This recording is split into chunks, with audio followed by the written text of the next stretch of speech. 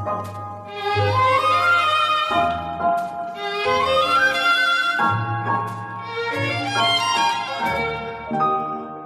านเรา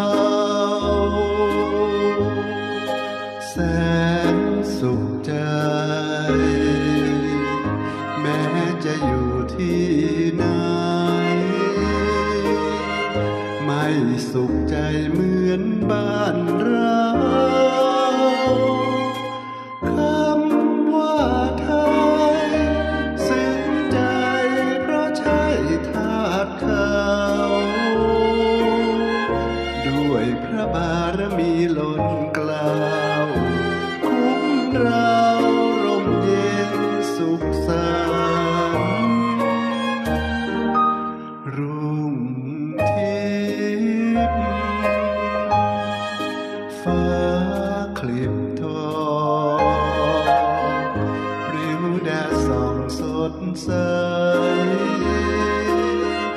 งามจับใจมิใช่ฝันปวงสตรีสมเป็นสีชาติเชิดชัน